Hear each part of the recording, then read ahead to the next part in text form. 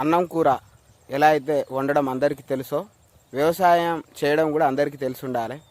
ఈరోజు నేను మా నాన్న కలిసి పొలానికి రావడం జరిగింది. పొలం దగ్గరికి వస్తే చాలా ఆహ్లాదకరంగా ఉంటుంది.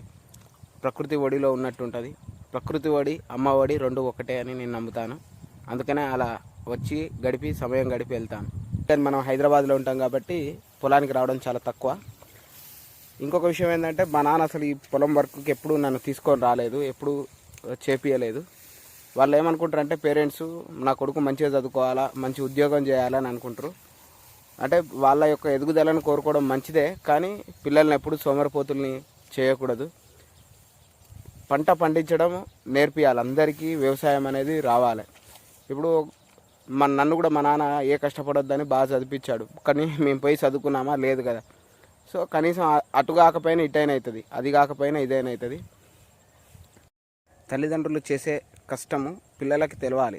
అప్పుడు మాత్రమే వారు చేసే పనిలో కూడా వాళ్ళు ఎక్కువగా కాన్సన్ట్రేట్ చేయగలుగుతారు.